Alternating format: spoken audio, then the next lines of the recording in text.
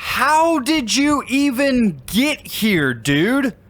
You're in the middle of the ocean. Where did you even spawn in at? This doesn't make any sense. What is going on with this world, dudes?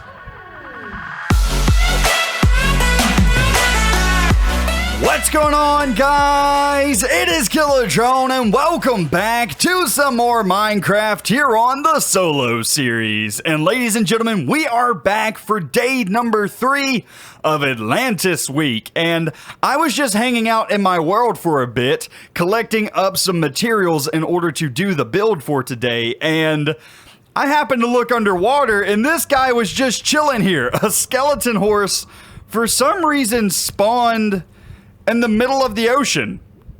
I don't really know what happened, why this guy is here, but I'm definitely going to take advantage of it. I went ahead and went back to my base, got ourselves a saddle, some diamond horse armor, and I got a name tag, but yeah, I'm not really sure why this guy spawned here. I don't know if it's a bug with 1.14.3 pre-release 3, or if this is a feature that maybe I just missed out on. I really don't know, but I am going to take advantage of this. I'm going to release this guy from here now, and we're going to try and break this guy and make him our own. We actually haven't dealt with any horses in the series up until this point, so having our first one be a skeleton horse kind of feels fitting. So something that you guys probably want to know about skeleton horses is skeleton horses do not actually have an oxygen bar, meaning that they can breathe underwater infinitely, just like we can with this conduit. So this guy is completely safe underwater, even if we ride him way away from where this conduit's at. So this is actually a really cool find that we have here. So I'm going to go ahead, I'm going to get on this guy's back and see if maybe we can break him and he will be our bestest friend forever. Come on, buddy. Oh, wait. Did I already break him on accident? Oh, I must have accidentally tamed him. Why didn't I get any heart particles, though? That doesn't make a whole lot of sense.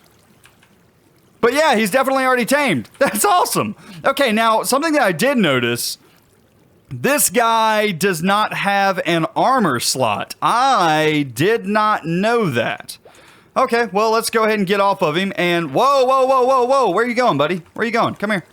Aqua horse. Nice. Okay, yeah, I don't know. Can I get this guy off of the bottom even? Can you go up? Up, up, up, up, up, up, up. Nope, we can't get him to swim up. So really, this guy's only going to be good for swimming down here at the bottom, which is fine. That's all we really need him for, just to get around here. I mean, really, there's nothing else for him to do, so we can just ride him around along the bottom of the ocean if we need to. He is a relatively slow mount, though, not gonna lie.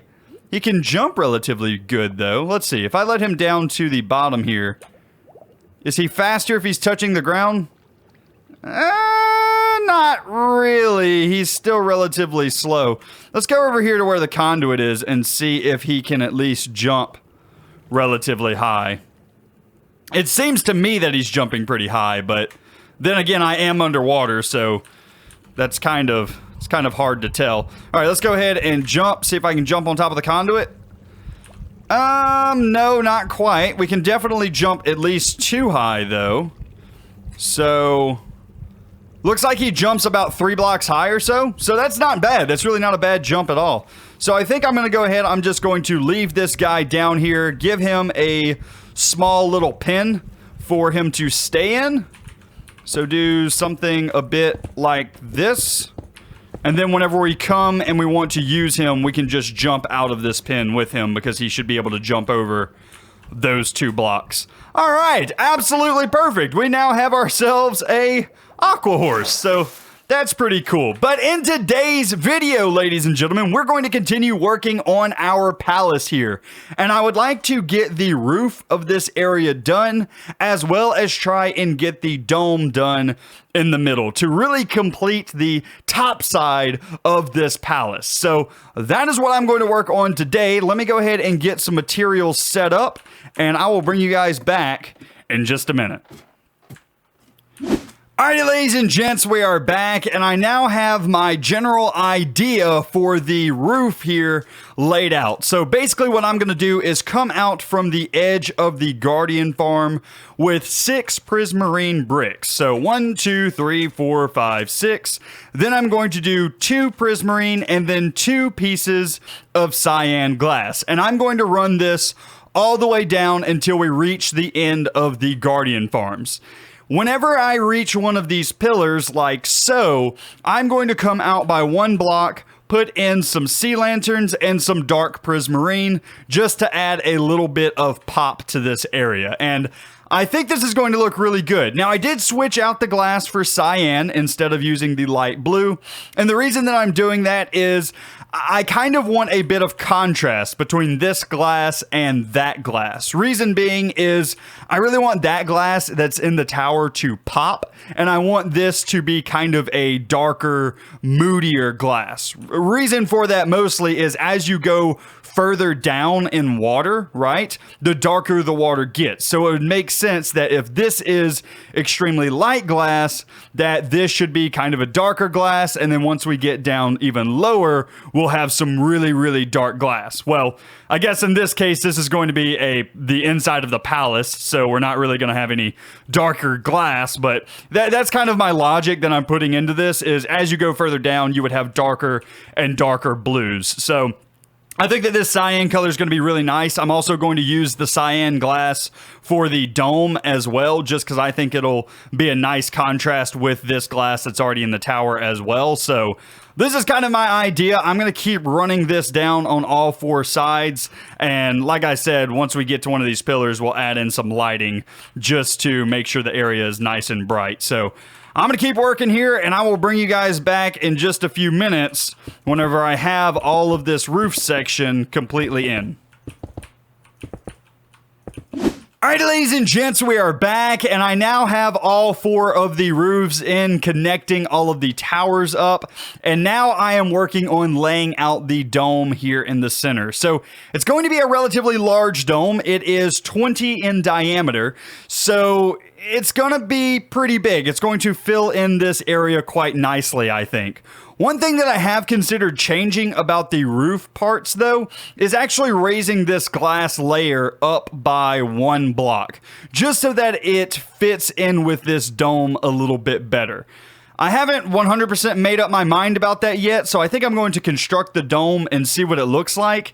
And then if I feel like we need a little bit more depth on these roofs, I may go ahead and raise up that glass layer by 1 block, just so this isn't so flat. So I'm going to go ahead and continue constructing this dome. I have a circle generator, a sphere generator over on my other screen that I'm going to follow so I get this thing perfect.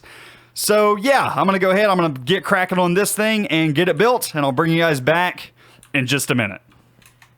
Alrighty, ladies and gents, we are back, and I now have the dome in, and I have to say, I really like what this adds to the area. It makes it feel even more grand than it already did. I really like this, but anyway, I also am going to go ahead and raise up this glass layer here in the roof area by 1 block, just because I think that it's going to look a little bit better like that from the air, because it's just going to add a little bit of depth to the area, and every little bit of depth that we can get at this point is going to be huge. So I'm going to go ahead, I'm going to remove it from all of the other sides, raise it up by 1 block, and then I'll bring you guys back in just a minute.